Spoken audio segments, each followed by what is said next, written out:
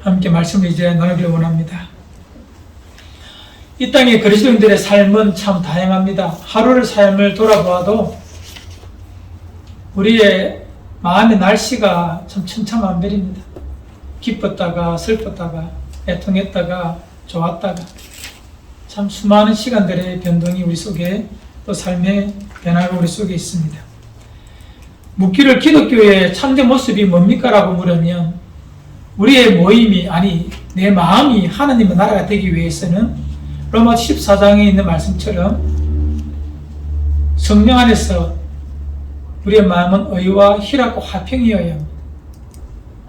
희락과 화평, 희락과 평강, 기쁨과 평강이죠. 그것이 기독교 하나님의 나라를 대표하는 가장 중요한 이 우리들의 모습인데 기쁨과 평강 참 소중한 가치입니다. 내가 서 있는 것이 하나님의 나라가 맞는지에 대한 이 시금석도 그것이 기쁨인지 평강인지를 보면 우리가 알 수가 있습니다. 기독교인이 100명이 모여도 그 안에 의로움이 없고 성령의 통치가 없어 희락과 평강이 없다면 하나님의 나라가 아니에요. 하지만 내 혼자 있어도 성령의 임재와 통치 때문에 의를 행함으로 말미암아 주시는 평강과 희락이 있다면 하나님의 나라고 단 둘이 있어도 4명의 한 가정이 있어도 그한 희락과 평강으로 그의 모습이 드러난다면 그것은 하나님의 나라가 되는 것입니다.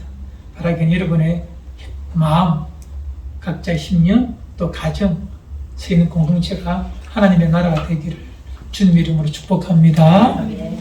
오늘은 그 희락과 평강 참 중요하지만 어쩌면 정반대의 모습이지만 하나님의 나라에 또 다른 모습이 있습니다. 그것이 애통입니다. 애통함. 오늘 분명히 우리에게 말씀해 주고 있습니다. 성경은 애통하는 자는 복이 있나니 그들이 위로를 받을 것이며 팔복의 한 부분인데 애통하는 것이 복이라고 말합니다. 하나님 나라에 가까운 모습이라고 말합니다. 분명 애통은 슬픔입니다. 마음 아픔입니다. 눈물입니다. 그런데 그것이 하나님의 나라의 한 모습이라고 우리에게 있어야 될 아름다운 복된 모습이라고 우리에게 말해주고 있습니다. 물론 세상을 염세적으로 살아라, 비관적으로 살아라, 이 죄악이 관연한 땅을 비관적으로 살아라 이렇게 가르치는 것은 절대 아닙니다. 이 애통은 뭐냐면 이 애통함의 모습은 뭐냐면 오직 한 가지 죄에 대하여 애통해라는 것입니다. 우리 마음의 애통이라는 것입니다. 예수님께서 공생의 기간에 두 번의 이 우는 모습, 울음이 있습니다. 2번.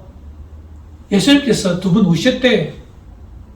하나님이신 그분이시지만 인간이시기에 또한 그분의 눈물이, 그분의 슬픔이 있다는 것입니다. 한 곳은 요한복음 11장에 나오는 슬픔이요, 눈물이요. 또 한 곳은 누가복음 19장에 나오는 슬픔입니다. 먼저 요한복음 11장에 나오는 예수님의 눈물을 한번 보기를 원합니다. 잘 아는 말씀입니다. 바로 예수님께 참 사랑하시는 3남매가 있었습니다. 예루살렘에서 멀지 아니하는 베단이라는 그 조그마한 마을에 사는 3남매 마리아와 마르다와 누구죠? 나사로. 이 3남매가 있었는데 예수님 참 각별히 사랑하셨어요. 그런데 이 3남매의 가정에 슬픔이 찾아옵니다.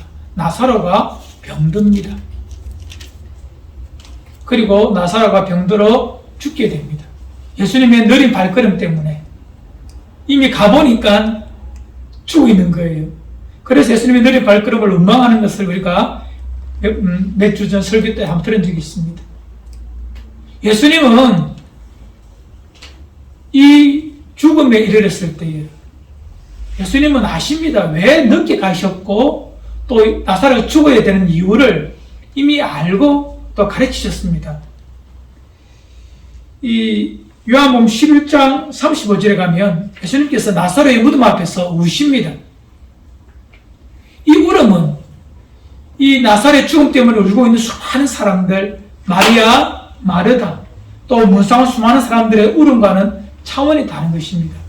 그들의 눈물은, 마리아와 마르다의 눈물은 그냥 죽어버린 동생, 죽어버린 오빠, 죽어버린 형제에 대한 슬픔의 눈물입니다.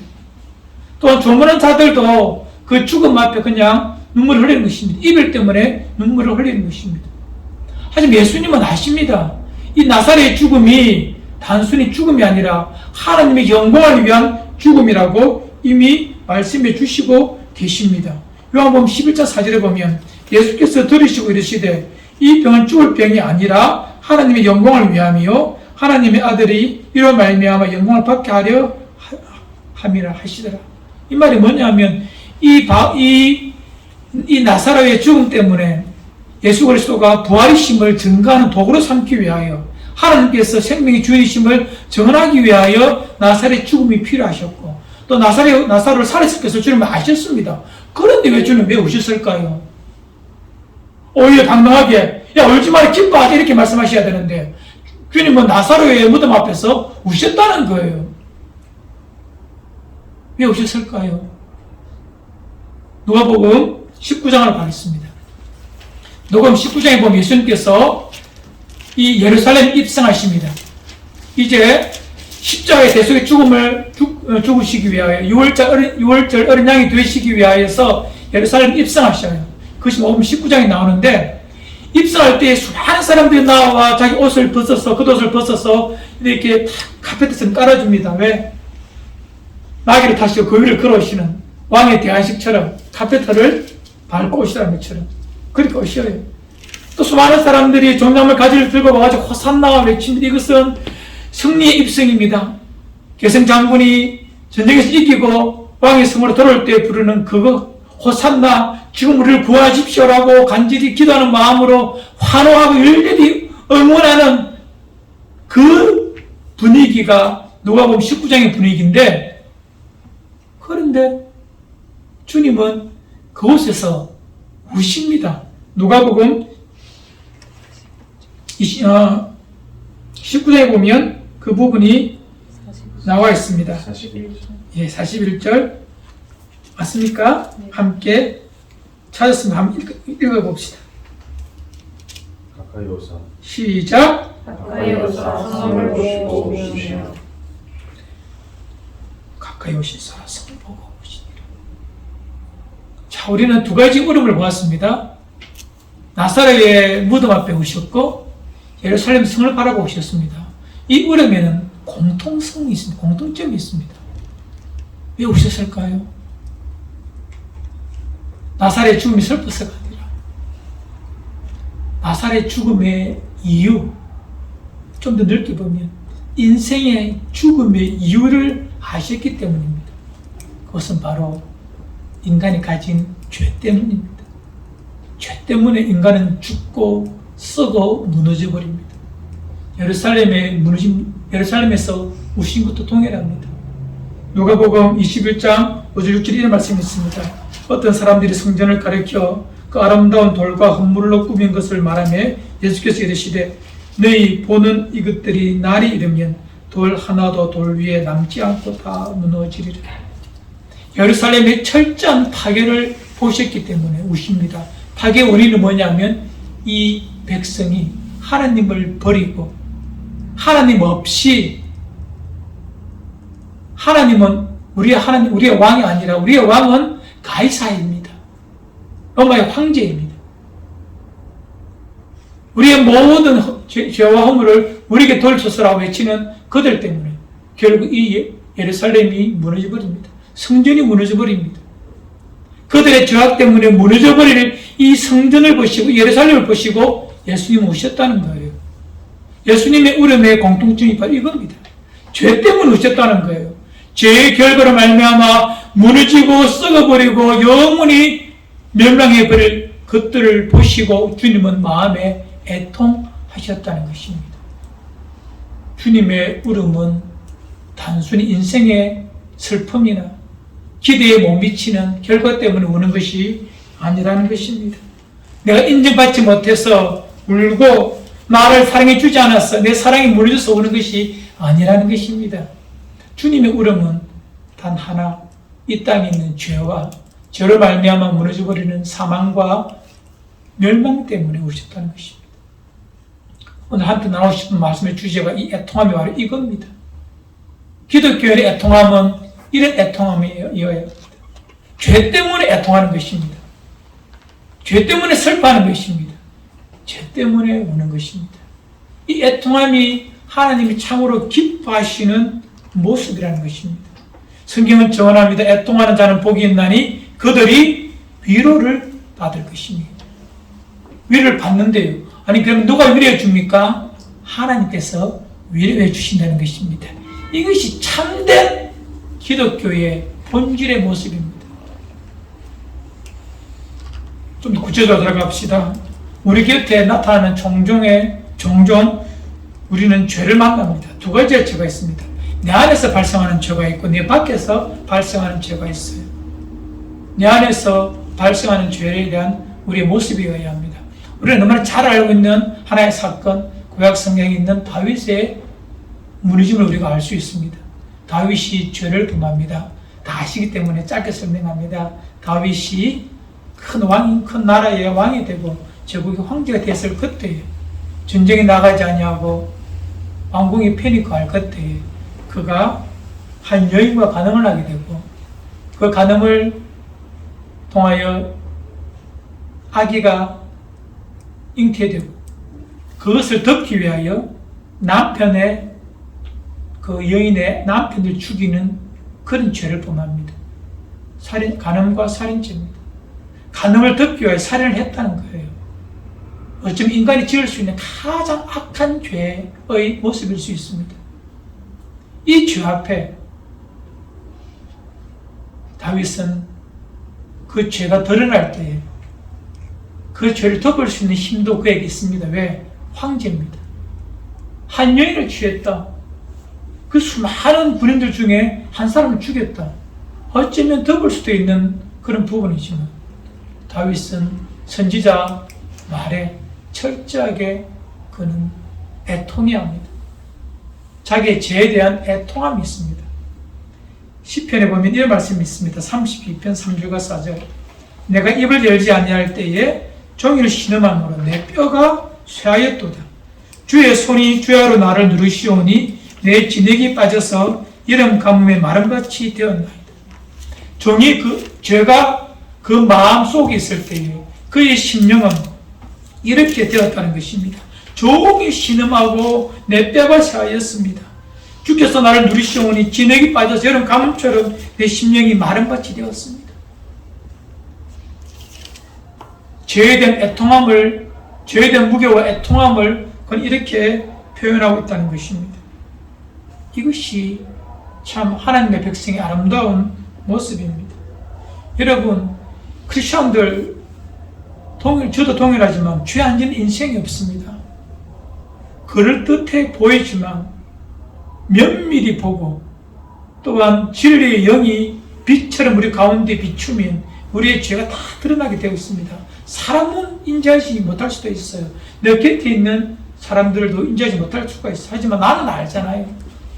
그 죄가 진리의 말씀을 통하여서 빛이 되어 내 심령 가운데 비추어서 드러나거든 우리는 깜짝 놀라 애통해야 되는 것입니다. 그 죄에 대한 분함 때문에, 분노 때문에 또는 무너짐 때문에 힘들어하고 애통해야 된다는 것이죠. 그래서 그 애통함을 시편 51편은 이 다윗이 이 모든 사건을 다 이렇게 경험하고 난 다음에 지은 시편이거든요. 시편 51편 17절에 이런 말씀을 하고 있습니다. 하나님께서 구하시는 제사는 상한 심령이라 하나님의 상하고 통회하는 마음을 주께서 멸하시지 아니하시리이다. 그의 심령이 상했다는 것입니다. 그의 마음은 통회한다는 것입니다. 뭐 때문에요? 죄 때문에 상하였고 죄 때문에 애통해 한다는 것입니다. 이것이 참 아름다운 마음이라고 주께서 허락하여 주시고 받아주시는 것이죠. 상한다는 말은요, 전조각이 칼리각이 찢어지는 것을 말해요. 완전히 부서지는, 조각나는, 그릇이 깨트려지는 그런 마음을 뜻하는 것입니다. 마치 구약의 제사 중에서 소제 알죠? 가루를 빻아서 드리는 제사, 그 소재, 그 곡식의 가루처럼 내 심령이 완전히 가루가 되었다는 그런 뜻의 단어가 바로 상하다는 마음입니다. 상하다는 뜻의 말입니다. 내 마음이 완전히 그렇게 되어버렸다는 것입니다. 또한 통해한다는 말은 뭐냐면 뭉개어졌다는 것입니다. 완전히 무너져서 뭉개어졌다는 것입니다. 무너진 마음, 이 마음으로 내 죄를 바라보고 하나님 앞에 나아가는 것입니다. 이것이 참으로 복된 것입니다. 그래서 읽었던 말씀처럼 하나님께서 구하는 제사는 상한 심령입니다. 화려한 재물도 중요하겠지만 하나님 그것을 기뻐하지 않아요. 이것 없는 것은 아무런 의미 없는 것입니다. 또한 우리의 죄가 있습니다. 내 안에 말고 내 밖에 죄가 나타날 때, 나의 죄가 아니라 나의 삶의 자리에 나타나는 죄, 하나 봅시다. 한번 찾읍시다. 베드로후서 2장입니다. 신약성경 베드로후서 2장 6절로 8절입니다. 신약성경은 385면 정도 있습니다. 베드로후서 2장 6절로 8절.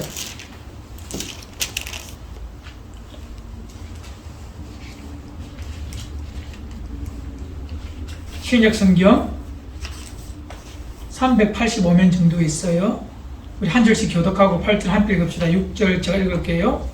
소돔과 고모라 성을 멸망하기로 정하여 죄가 되게 하사 후세에 경건하지 아니한 자들에게 본을 삼으셨으며, 여러분 못한 자들의 부당한 실험을 되어라 고통당하는 그런 것을 보여주셨으니 함께 합시다. 이는 그들 중에 거하여 날마다 저 불법한 행실을 보고 들음으로 그 어려운 심령이 상함이라. 아멘. 너무나 잘 알고 있는 창세기 19장에 나오는 롯에 대한 이야기입니다. 롯이 마음의 욕심을 따라 아브라함을 떠나 이 소돔과 고모라 성에 들어가서 살게 됩니다. 그런데 하나님은 롯을 사랑하셨기에 그를 구원하고자 합니다. 롯의 구원의 사건이 나와 있습니다. 우리는 잘 알고 있어요.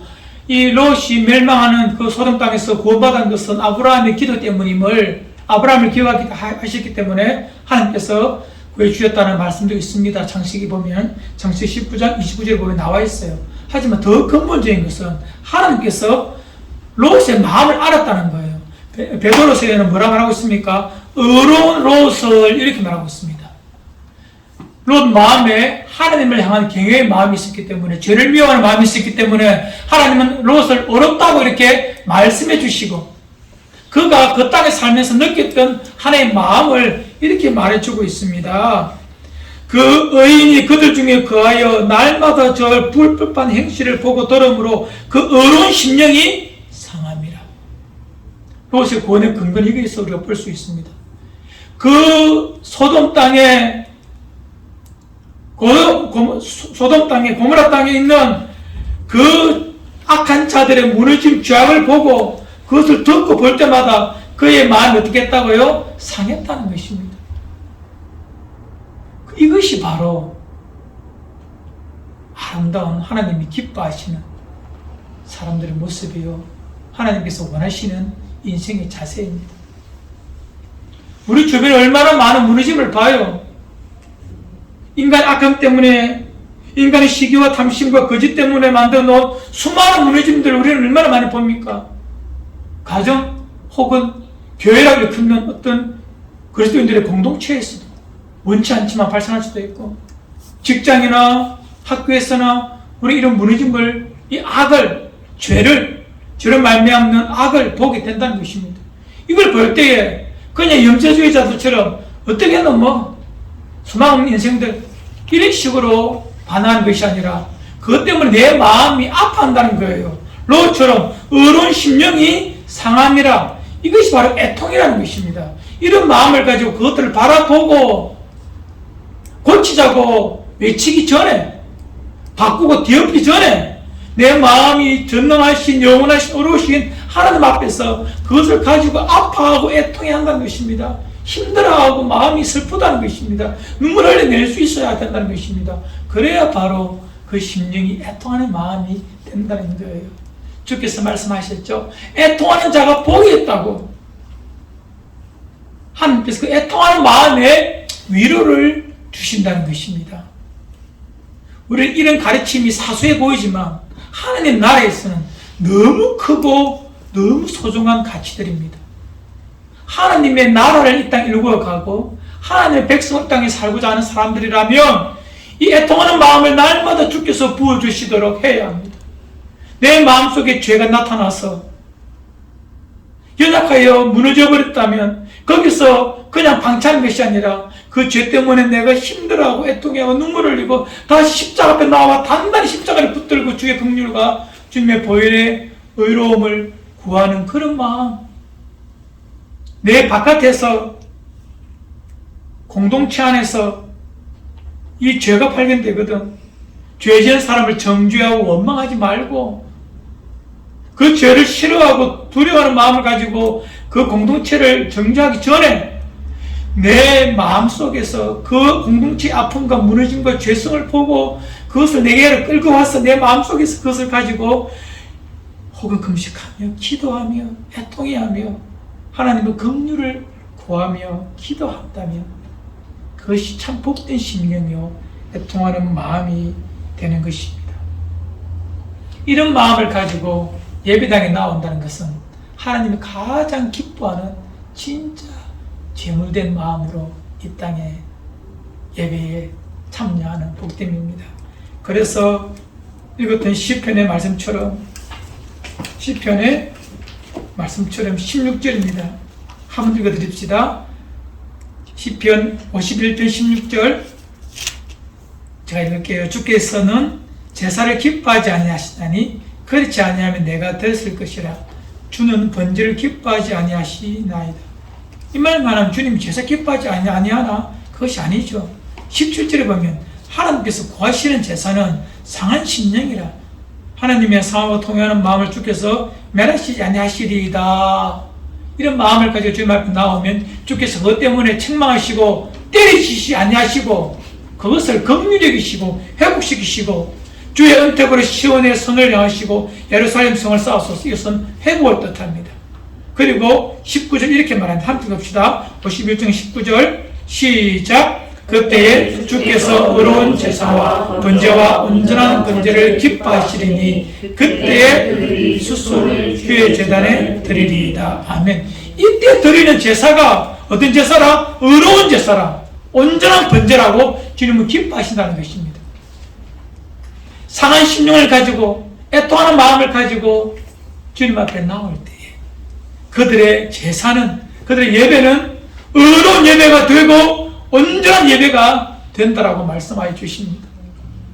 여러분, 예배당에 앉아있다고만 예배 드리는 건 물론 귀한 모습이에요. 예배 안 나오면 훨씬 낫지. 하지만 진짜 주님이 기뻐하는 온전한, 정말 완전하고 주님이 기뻐하시는 의로운 제사는 이 죄악 때문에, 죄 때문에 무너져버린 내 마음 혹은 우리 공동체의 그 아픔을 주님의 십자가 앞에 다 가지고 나가서 그 긍휼을 구하며 그 회복을 간구하며 그 마음을 가지고 주님 앞에 나올 때에 하나님이 그 심령의 모든 것을 제사로, 제물로 받으신다는 그런 것입니다. 여러분, 우리는 이것을 너무나 잘 알고 있지만 참으로 쉽지 않은 우리의 이 땅에서의 모습입니다. 종종 이런 삶을 사는 자들이 얼마나 있는가 이렇게 주변을 살펴봅니다. 하루는 제자들이 주님 앞에 나옵니다. 소문이 있습니다. 예루살렘에 망대가 무너져서 큰 사고가 나가지고 18명이 갈려 죽었어요. 사람들이 말합니다. 저들이 얼마나 많은 죄를 지었으면 저렇게 비참하게 죽을까, 이렇게 사람들이 생각하는데 주님 이렇게 말씀하십니다. 얘들아, 저들이 죽은 것이 저들이 죄가 많이 죽은 줄 아느냐? 그렇게 저들을 봐서는 안 돼. 그런 현상이 발생할 때마다 뭘 봐야 된다고? 내 속에 있는 죄를 봐야 된다는 것입니다. 이 땅의 수많은 사람들은 이 땅의 무너짐이나 악함을 보고 그들을 정죄하거나 그들을 판단하는 도구로만 삼을 뿐입니다. 오히려 그들의 무너짐 때문에 우리 속에 있는 죄를 하나님 앞에 더 솔직히 고백해내고 두려워하고 그 죄를 변개할 수 있는 마음으로 그런 상황들을 무너짐을 받아들인다면 얼마나 이 땅이, 이 피조 세계가 또 교회가 생명의 공동체가 되겠습니까? 한 주간 이제 살아가야 될 한 주간 우리가 결단하며 살아갈 필요가 있습니다. 하나님, 내 안에 애통하는 마음을 주옵소서. 이 마음을 주옵소서. 예수님께서 애통하셨던 그 마음을 내 안에 주옵소서. 그리고 우리의 삶을, 우리 주변의 삶을 돌아본다면 얼마나 좋겠습니까? 시편 119편 136절에 이런 말씀도 있습니다. 그들이 주의 법을 지키지 아니하므로 내 눈물이 시냇물같이 흐르나이다. 그들이 주의 법을 지키지 아니하므로 내 눈물이 시냇물같이 흐르나이다. 주의 법을 지키지 않는 자들을 정죄하거나 저주하거나 판단하지 않고 그들 때문에 그들의 죄 때문에 내 눈물이 시냇물같이 흐릅니다라고 고백합니다. 이 얼마나 복된 마음입니까? 아름다운 심령입니까? 예수님의 마음이 바로 이 마음인 거예요. 나사렛 죽음 앞에 예루살렘의 멸망을 아시는 주님께서 그것들을 바라보시고 왜 애통하셨고 왜 우셨는가? 오늘 살펴보면 나사렛의 죽음은 소그름의 헬라어가 표현되어 있고 이 예루살렘의 멸망 앞에는 통곡이라는 단어에 울음이라는 단어가 표현되어 있습니다. 소그름 흐느끼면서 또 통곡하면서 참 그 죄를 바라보고 죄가 낳은 그 죽음과 사망을 보고 우리 주님은 넉넉히 십자가를 그 애통함 때문에 십자가를 골고다를 오를 수 있었다는 것입니다. 그 애통함 그 마음이 있었기 때문에 여러분 이제 우리의 삶을 결단할 때가 되었습니다. 진짜가 필요합니다. 진짜 주님의 마음을 알고 아버지 하나님의 마음을 아는 지형들이 진짜 필요합니다. 이제 우리 교회만 다니는 그 수준에서는 훨씬 벗어나요.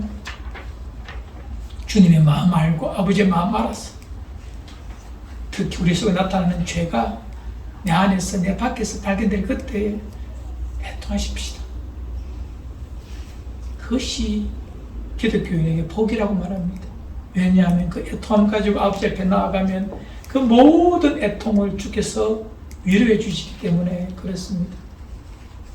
나의 죄뿐만 아니라 내가 서 있는 모든 곳에 죄를 정죄, 단죄 혹은 심판 받고자고 구호 외치기 전에 뭐 그것이 나쁘다는 거 아니에요. 하지만 그 전에 좀 문제가 될 것은 그 죄 때문에 금식하고 아파하고 애통해하는 마음, 그것이 바로 예수님의 마음이요 성령이 내 마음에 주시는 참된 믿음의 마음이라고 생각합니다. 이 마음이 여러분과 저의 마음이기를 주님 이름으로 축원드립니다. 우리 찬송 200